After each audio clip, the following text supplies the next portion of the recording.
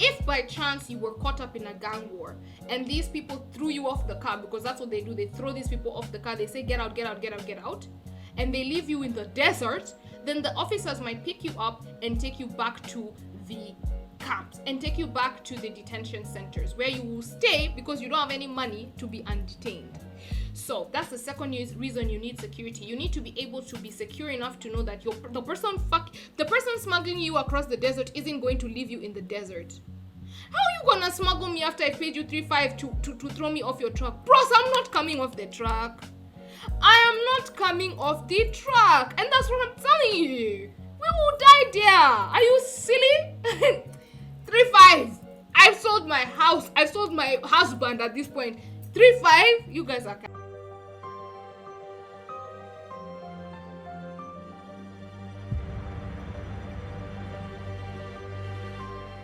Hi guys, welcome back to my channel, and welcome back to it's not another episode of anything. So let me explain why. Let me explain why we're here today. Today we're actually here to do something that I really wanted to do for some time, and that is talk about African history. Now, if you haven't been noticing, girl, I have kind of switched my content more to like African true crime and stuff like that. I am still considering if I want to expand it past Africa. Please comment down below or slide in my DMs on any of my social medias, girl, and tell me what you think if you think I should expand like that. However, that's besides the point. So I have been doing true crime, and that really led me to wanting to do more on African history, etc., and really check through what's been going on there. I got inspired by Bailey Sarian. If you don't know her channel, amazing girly, and she really inspired me to do like she does this thing called dark history, and she does it like for different parts of the world's history. But I was like, you know what, there's so much history about Africa that people don't report on, and I'd really like to report on that and bring light to that, because a lot of these things still go on till today. And so without further ado, let me introduce this new segment called African History with me. So, what am I doing here? Now, the stories that we're going to be covering here are stories that don't really get mainstream attention. Already, African stories don't really get mainstream attention, but you have like a lot of like some gruesome stuffs that have happened on this continent. I just think that we should have some insight into it and really look at what's happening on our continent and all of that. So without further ado, I would like to get right into this video today. Now, for today, I have to give a quick disclaimer. We are going to be talking about SA. I don't want to shout that on YouTube. I bet you even the algorithm has said, girl, what did you just mouth? I bet you it's looked at my mouth and said, she's an idiot. We're going to catch her there. We're going to catch her like a rock. But we're going to be talking about SA. We're also going to be talking about R, the R word. And secondly, on top of that, thirdly, we are also going to be talking about slavery, modern day slavery. Yes, slavery is not over. If you didn't know, I'm here to tell you now. If you were not made aware today, you're being made aware. Few disclaimers: the light will be going up and down, first of all. Second of all, I do live close to the road, so you're sometimes gonna hear some cars coming, but shouldn't be a problem because I have my microphone right here. But my mic has been doing sengemenge, guys, so I need to get a new one. Actually, I need to get a new one. Yeah, that's what I need to do. Anyway, guys, without further ado, let's jump right into this video. Now, for today's case, we're going to be talking about the Niger-Libya corridor. Now, the thing is, I just want to give a quick backstory as to why I chose this Niger-Libya corridor for today.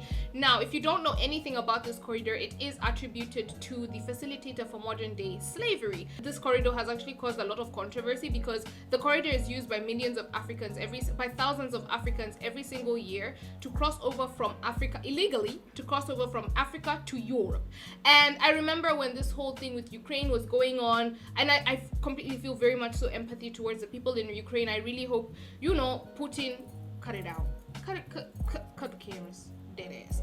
But during this entire thing with you, and if you haven't been online or you don't know about it, one of the things that was very controversial during this whole issue with Ukraine is the fact that the African students or the Africans who were living in Ukraine were not allowed to actually board the refugee buses or board the people who, they were not allowed to be evicted amongst the people who were living amongst the Ukrainians. They were supposed to stay in Ukraine no matter if push comes to shove. In fact, these people were told, you better collect gun. collect gun, oh. They're being told to collect gun and fight for a country that's not theirs. And that thing really didn't sit well with me, because the people being evicted from Ukraine were being taken to other countries as refugees. And one thing that the media focused on was the type of refugees that these people were. Now, many news anchors came on to say that these are not the normal type of refugees, these are different types of refugees, this is Europe. And they made sure to distinguish between the African type of refugees that usually come through this Niger-Libya corridor into Europe, and these refugees that are, according to what these people said, these news anchors said, like, watch Netflix like them, have blonde hair, blue eyes like them. And that thing really bothered me, and I just really thought, what type of refugees are they talking about? What's the other type of refugee that they're talking about? And I really felt inspired to do this video here today. Now, without further ado, before you call me racist, you call me watoto, I'm just telling you what inspired me. Abdullah Kir and 5 friends, all from Niger, walked for hours over rocky hills and sandy deserts to cross southern Libya without meeting a single border guard. The crew made the 2,427-kilometer journey from Niger to Libya in the hopes that they'll be able to cross over into Europe, to use this corridor, get on a raft and find their way to Europe. However, they wouldn't make it. Mr. Abdullah Kir would end up lost in Libya, lost in the deserts of Libya, and life would truly prove to be more difficult than truly what he had ever imagined it to be, or what he had ever thought it would be when he embarked this road to freedom. Why was this crew even able to walk through the desert and walk all of these miles without having one single border patrol, one single guard catch them? Because naturally, if I want to walk from Kenya to Tanzania, there's a border. There's going to be guards that are going to stop me. There's going to be officers that are going to stop me, because I have to produce my papers to show what country am I from, who am I, what am I going there to do. There has to be these kind of things. So the question now becomes, why isn't there any border patrol going on in Libya? Now, the explanation for this goes back to 1969, when Muammar Gaddafi actually became the leader of Libya after he had dethroned King Idris I. Guys, we actually used to have kings on this continent. That's something that I really learned. Like, when I was reading through this, it might sound stupid, but I didn't realize that there was kings over one entire country. I thought African kings had each of them had their own kingdoms. I didn't realize they all had one king. So that was good to know, because if you read British history and everything, they make it seem like everyone was just one small chief. There wasn't one cohesive body that ruled over everybody at any point in time, which is good. It's good to actually see that there was at a point. Now, it's not good at the same time, because King Idris was oppressing the people, but Muammar Gaddafi stepped up in 1969 and he said, you ain't gonna do that. And he threw what we like to call a military coup d'etat. Do you know what I say? You don't speak Francois like me. Bonjour, au revoir. Period. Now, Gaddafi was a socialist, which really put him against the Western powers. America, to be specific, was very much so apprehending unlawful violence against Gaddafi, because the second Gaddafi got into power, he started preaching how Africa should unite. I don't know if you guys have heard that song, Africa Unite. Africa United.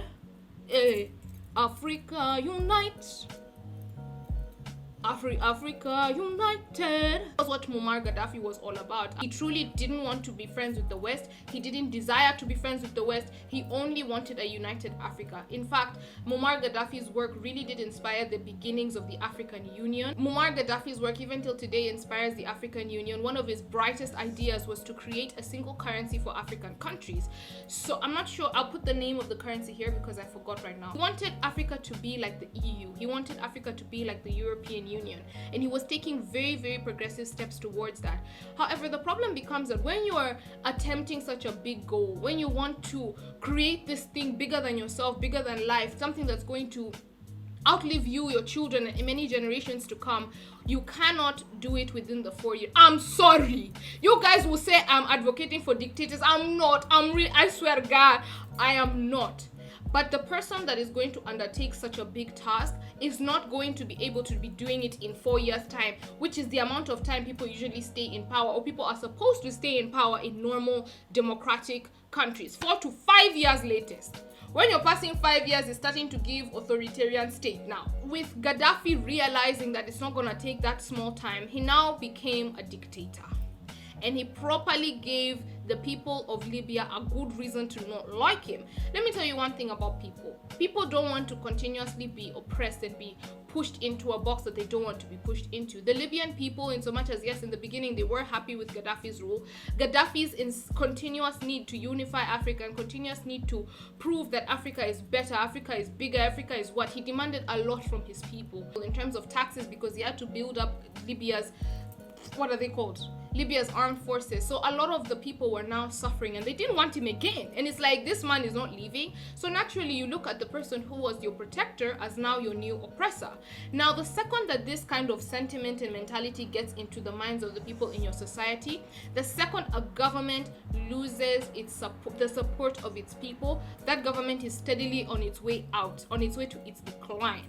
Now, this is what happened in Libya. The distrust and the dissatisfaction of the people within the country allowed for Western powers to be able to bring weapons in Libya, allegedly, because it's never been said yes or no. I'm not gonna be the girl here to not get a job in the UN because I said that. But all of a sudden, Libya did have a lot of guns. They had a lot of rifles. A lot of gangs started forming in Libya. Rebel militia started forming in Libya, and it was only a matter of time before the Libyan government collapsed. Now, in 2011, after, I don't even know, from 1969 to 2011, how long is that? That's a long-ass time. But in 2011, Gaddafi's government was overthrown by rebel forces. And since then, Libya has never been the same. After that, the Western powers, or well, America, did try and help Libya establish a government. However, the people of Libya felt that this was a very pro-Western government, and they didn't recognize the government. So although the government of Libya is internationally recognized by other states, the people of Libya don't really... They don't care. That's what I'm saying here. They don't care. They don't want to hear it. And the people really hate the government. One, because the government doesn't provide employment opportunities for the people. So poverty is very rampant and rife in Libya. And like I said, Libya is mostly desert. It's mostly a desert. And so if your people don't have money, they don't have money to... Already the farm is not arable because it's a desert. Two, your people don't have jobs, so they can't go and buy things, etc. Three, the economic state of Libya is in shambles. So even importing and exporting goods it's near impossible. So the situation in Libya was truly tragic after Gaddafi's exit. Now, as I've now told you all of that, you can now see that the fact that there's unemployment in Libya means that people are going to start looking for different ways to make money. We have seen this time and time again. If the government doesn't provide, human beings will go out and look for a way to provide for themselves. They ain't gonna sit there at home. They ain't gonna do that. And I'm not justifying what they're doing. I'm just saying it's logic that if I need to eat, and this is the only way I can eat, I'm gonna go and try and eat. What? And so this is what the people in Libya did. This is what sparked and actually opened or created the Libya-Niger corridor. And that is why, and that's back to where we are here today. That's how you write an essay. Point, evidence, analysis, and link, bitch. Don't ever play with me, a graduate. Now, the Libyan corridor has been described or coined as an open border. What is an open border? An open border is when you can just walk in and out without nobody asking you. If you walk through that, nobody knows where the border begins, where it ends, because there's no officials there, there's nobody there. So everybody's just moving around as they please. Not only are people moving around, but also goods are moving around. So things are being imported and exported without the knowledge of the government, and so are people. For one, we're going to focus on the goods. That's the first part we'll focus on. Now, because Libya is a very dry place, it's not really a place with good places to farm, etc. People are importing things from outside. If you do import things in normal, like civil societies, the government is usually going to tax those imported goods, and they're usually going to take a percentage. However, because the Libyan people don't have border control, nobody to really monitor how these things are coming in and out of the country, this is a very good way for many people to make money, because they bring things in, they bring things out, and no tax is imposed on them. And that, it really creates a position of whatever you want you can get, because there's nobody taking care of what's coming in and out. So weapons are really en masse being transported through Libya, and it's taken lower into Africa. These weapons have been rumored and have been alleged to actually have funded the things going on in South Sudan. They've also been alleged to be funding the terrorist cells that live in Somalia or that inhabit Somalia, and terrorist cells all across Africa. And they continue to fund issues going, the civil wars and civil issues going around all around Africa. Because remember, Libya is very close to Europe. So those things can just come and go, because nobody's looking out for what's coming in, allegedly. Me, I'm not going to blame any European country here because I don't want to not be employed. Thank you. Okay. The second part that I want to deal with mostly is the part of the people being snuck in and out. The Libyan corridor actually is a corridor that leads people from Africa up into Europe. If you can see on the map, people are able to go through there, get on a raft, and get through to Europe. It's estimated that a number of 50,000 Africans last year alone actually took the trip from their respective countries up through Libya and tried to cross over into Europe. A lot of them were returned back home, or a lot of them died on this journey. It's not known how many people died or how many people actually made it, but it is known that approximately 50,000 people made that journey last year. Now, why do people make these journeys? Why do people want to come from their respective countries and come all the way up here? For what? And how do they do it? The reason as to why many of these people do it, when you ask them, is because the situations in many African countries, they're not suitable. Some people coming from Somalia running away from the war in Somalia, the civil war in Somalia. Some people coming from Nigeria are looking to go to Europe for a better life, for better living. Look at the situations in Mali, in Chad, in countries where poverty is very, very rife. And nobody's helping these countries. The governments are completely corrupt. They're collapsing. Everything is really going to the shits. So would you rather, it's like, I know what's gonna happen if I stay here. I already know how the life is over here. So many of these people, their mentality is, let me at least try and make it there, because even if I die trying, at least I die doing something other than sitting. Because many of their mentality is they're still going to die if they stay in their African countries. According to them, it's like, you're damned if you do, damned if you don't, but at least if you do, there's an opportunity that you won't be damned. That's the why. Now let's get down to the nitty-gritty of how they make it through to this corridor. Now, it's no secret to many of the people who live in abject poverty in African countries that there are different illegal ways that you can get out of this situation. Many women opt for prostitution. If you've not seen the Dubai video, what, many of them do opt for that, or many of them do things that human beings shouldn't be forced to do, because these people, it's not their fault. I'm not going to sit here and blame these people for these things, because it's not their fault. Imagine living in poverty. Imagine not having to know when your next meal is coming in. You can't blame them.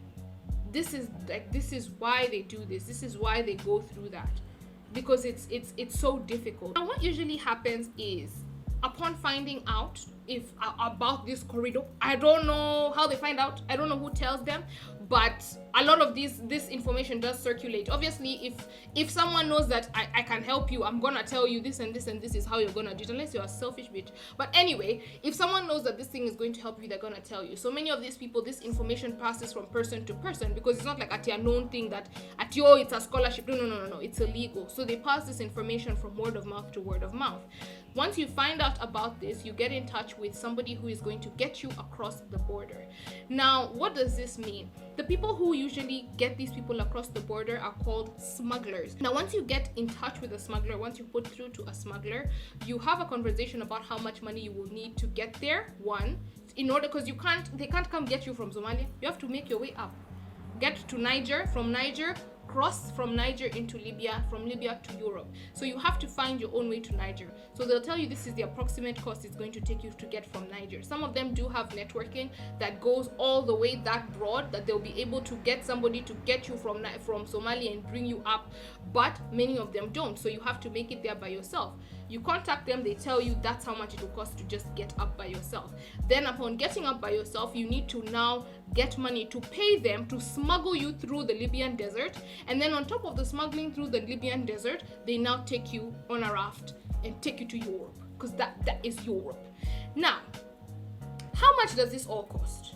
Apart from your trip on your own, that one is your own. The second part of the trip, they have fixed prices. These smugglers have fixed prices of how much money, I'm so sorry the sun is shining, of how much money they're going to actually require from you to be able to sneak you where you need to be snucked. So normally the price ranges between $750 to $3,500. Now, I want you to listen here, because this is how you know people are actually suffering. This price that you pay, even if it's $3,500, people sell themselves. People do ungodly things to get on that, to get where they need to get that $3,500 and get to Europe. And can you imagine that even after you pay that money, it's not assured if you'll get to Europe? Even if these people pay this $3,500, this money is only to be smuggled. Have you heard? It's only to be smuggled. This money does not include this money does not guarantee you security. It does not guarantee you protection. It does not guarantee that you'll make it there alive. Nothing. This is just for your ability to be able to get someone who knows their way across the desert. Now, why do you need security, you ask? Because it's like there's no border control, so nobody's arresting you trying to sneak, nothing like that. But I'ma tell you this. Like I told you, Libya completely descended into anarchy after the overthrowing of Muammar Gaddafi's government. So naturally, a lot of rebel militias came up and started fighting against each other. Now, if these rebel militias are fighting against each other, and these same rebel militias are the ones who are doing human trafficking, because that's what this is human trafficking. They're the same ones doing that. Imagine you're in the backseat of somebody's truck as you're being snuck across the desert, and then a rival gang comes and you. Do you see why protection is so important? Because you don't know whose car you're getting into. You don't know which gang they're affiliated to. You don't know you don't know, bro. You're literally putting all your faith in God and saying it's God first or nothing. Because if I'm not protected by God, I will perish. And that's what I'm telling you. So a lot of these people really do go into this not knowing that the people that they're with are members of gang and gang affiliates. So they don't really understand that things could really go south, things could really go bad. More and more now they are starting to understand, but they never really, it took some time for them to understand. Secondly, the reason you would need security in this area is because although, like I said, the people don't respect the government. Whose dog is that? No, whose dog is that? Thank you. I think, bro, I don't know whose dog. This dog, every time I film, this dog must bark. This dog must bark. Wait. What's wrong? Like, nigga, damn. Even those that bark don't bark like you. Even those that are barkers. Anyway. Now, the second reason you would need security or some form of protection is because although Libya does have a government, like I told you guys, the people don't respect the government, etc., etc. However, there still is a government, which means that there will be small government officials passing once in a while. However, these government officials really try their best not to get involved in the gang wars. They just do their patrols and go home.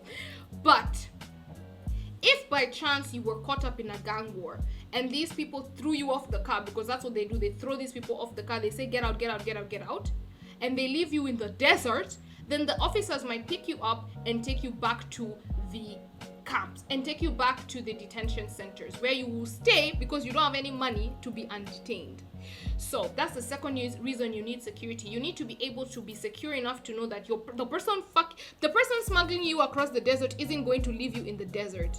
How are you gonna smuggle me after I paid you $3,500 to throw me off your truck? Bros, I'm not coming off the truck. I am not coming off the truck. And that's what I'm telling you. We will die there. Are you silly? 3-5. I've sold my house. I've sold my husband at this point. 3-5, you guys are border. On top of that, also these rebel militias, in so much as they don't respect the government and the government officials really don't bother them, a lot of them don't like to get into problems with a lot of them don't like interacting with the government officials because you have to bribe them, etc. And if you don't, they might throw you into the detention centers yourself. So they usually just chuck the people who are in the cars before the government officials catch them. So you can see how it's a very insecure thing that you're paying all this money not for security but just to be smuggled, and they may not smuggle you safe, and there's no refund because where are you gonna find these people?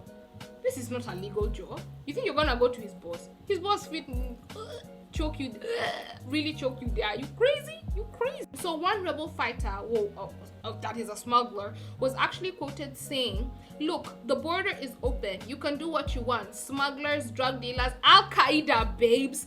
Anyone who wants to come here can come. There is no police. Full stop. And that's what he said. And he said what he said. I want to also remind you guys that the people also being smuggled are not always necessarily people who have voluntarily come. There have been many reports of people who are like, I was literally walking outside my house, they nabbed me and they threw me in the car.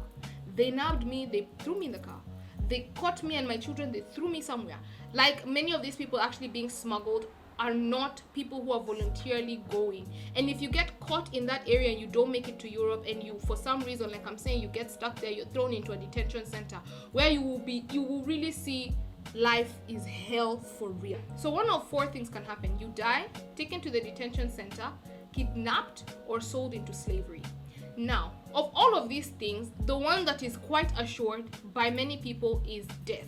A lot of people do die from the injuries they sustained through being thrown out of the truck, or two, being involved in these gang violence issues. One, so usually a lot of the people do actually end up dying. Now that's if you don't make it and you're thrown into the desert. Now those who do make it as far as the Mediterranean usually are put on a raft, a life raft. Those ones that are plastic, like not a real boat, bro. Like they're put on an inflatable raft and told, Europe is there, be going. A lot of them usually don't make it because the rafts are usually very overcrowded, so you can literally be pushed into the ocean, and if you don't know how to swim, you will die. You'll be pushed into the ocean and you will perish. You will perish there. Or the Coast Guard will pick you up and take you back. But a lot of people do end up dying. So the option number one is very rife in being very accurate. Many people do end up dying. The second thing that can happen to you, like I said, is you might be thrown into a detention center. If you're taken from there and you're thrown into a detention center, usually the conditions in the detention center are worse than anything. They are worse than anything. Now, Libya has 29 detention centers. These centers are very overcrowded and underfunded. A lot of people who die there are actually kept there for days before their bodies are moved. And so that the air in there is putrid. Number one, the toilets are always overflooded. People are sleeping in the toilets, sleeping in human feces, human fecal matter, all because they dared to have a better life. Bro, I'm so upset. Let me read you a few stories concerning the detention centers and the degree to which they are bad. Now, an 18-year-old called Amina came from Somalia. She made her way up to Niger, but when she did arrive, she was scammed out of her money by the people who were supposed to smuggle her. Upon being scammed, the smugglers on top kidnapped her and tortured her for days. Actually, for 1 year in exact, she was tortured. And during these torture sessions, they called her parents so that they could listen on the phone to try and encourage them to send Amina money and send them money to free Amina. Amina was never freed because her parents couldn't afford the money that was being asked for, but she did manage to escape a year later. After her escape, Amina now recounts for us her story. Amina tells us that they hooked electric shockers to her nipples, and apparently they did this also to the men, but on the deck, like on the deck, like on the, the thing. I'm not gonna say it on here. They did it on the, that thing. They electrocuted her nips, bro. Nip clamps, and electrocuted her. On top of that, they kept her hanged up. Imagine the pain to her wrists and her hands, Bambi, and stole her money. And they constantly tortured her, all with her parents on the phone. And Amina, when she was released, she made her way to the detention center. She made her way there and she thought, oh my God, I'm free. Amina would actually report that the conditions in the detention center made her miss her torturers, made her miss the conditions she was staying with the torturers. She said that they were barely fed. They ate once every 2 days, and it was just a small piece of bread and a little bit of pasta, and they used to eat in their hands. 1. 2, she said that the bathroom conditions were terrible. 3, it was smelling. There was bodies everywhere. People were injured. There was nobody to help them. It was so unhygienic. She said to the point where she missed being electrocuted with nip clamps. Do you know how bad the condition needs to be for you to miss being electrocuted with nipple clamps? I can't even imagine, because what? Amina also reported that in the holding cells, because some of the people that were taken there were, Libyan people, because the holding cells, the detention centers were basically jail cells. A lot of the people that were taken there sometimes were Libyans, and they were Libyans who were members of what? You guessed it, rebel militia gangs. And so the rebel militia gangs, seeking justice for whatever gang clang stuff they were up to, came and they shot up the detention centers filled with innocent migrants. Innocent migrants. Why should I catch smoke? Like, why am I being shot at? Shot at? So Amina really said that was the worst place on earth she could have been. That even the people who are tortured, even those that tortured, never tortured her like that. And it's so sad because the government of Libya, upon opening these detention centers, they were saying how this is to help the Africans and the people who are stuck in Libya, that these detention centers are going to do what they're really here to do the most. They're really here to push the people of Libya. But it was all a lie. Amina also reported something very, very interesting. She reported that in the holding cells, sometimes people would come, rich Libyans would come to the holding cells in search for workers. Let's call them workers. They would take people from the holding cells and tell them that, if you work for some time, I'll pay you some money. And this was almost nearly every time a lie, because these people were actually being sold into slavery. Now, Ibrahim from Sudan tells us that he was thrown in jail and then sold into slavery. He tells that people actually went to the jails or detention centers to buy human beings. Some of these buyers say they will pay their slaves for work, but then in the end, no money is ever given. And actually asking for it can even lead to your own death. Imagine asking for your own money, person no one pay you. What's it? What's that? What's that one? Why? Why are people wicked the way they are wicked? What?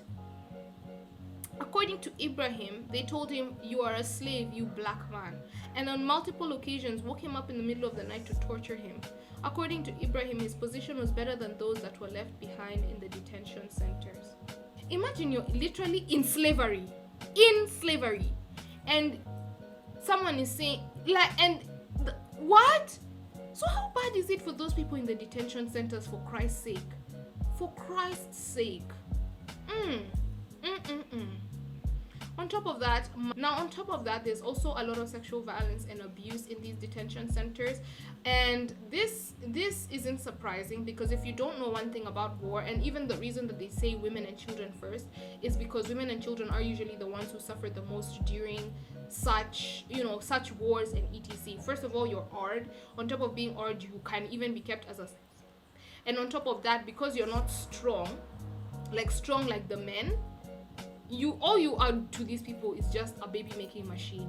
And the thing is, you continue to keep babies for them, so you continue to give them soldiers, and it's against your will, and you just suffer, bro. So women and children are usually the ones who suffer the most during this situation. And it's very evident because in these detention centers, a lot of assault goes on,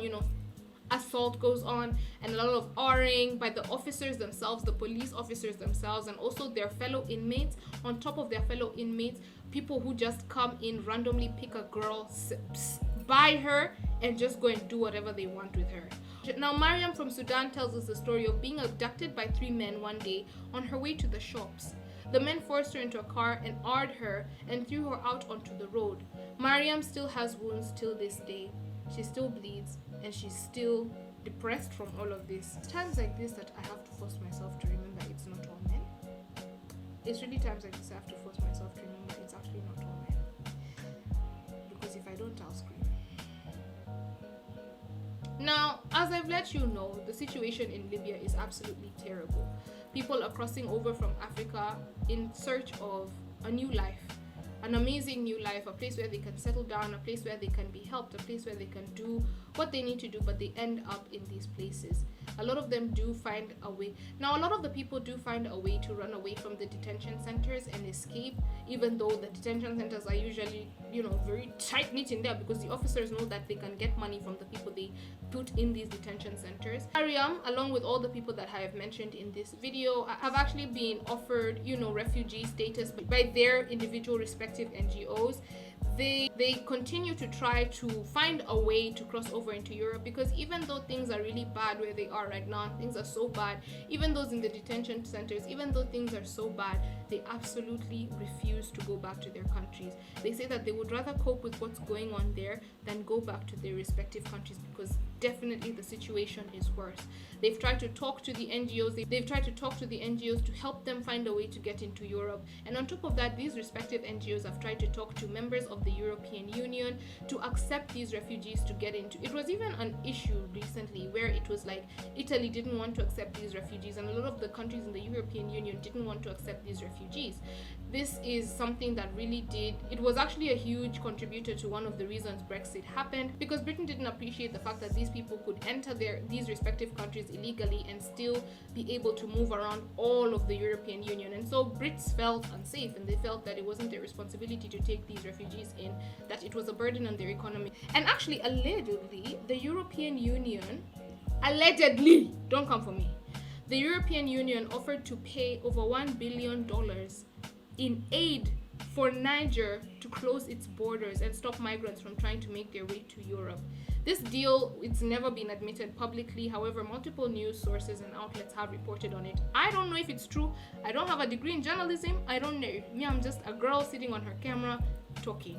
But I just thought that it was important for people to know this. And I just thought, I wanted to bring this to you because when I heard those kinds of refugees, I thought, what kind of refugees? What other kind of refugees have been coming to Europe in the past? Because me, as long as I know, I didn't know refugees go to Europe. I true to God didn't know. But yeah, thank you so much for tuning into this video today, guys. I really hope you enjoyed this segment. I will be doing this segment like one day I do true crime, one day I do this segment, one day I do true crime, one day I do this segment. So it's like 2 true crimes in a month, 2 of these in a month, so 4 videos. And I really truly hope you enjoyed this. I'll see you guys in my next one. Bye.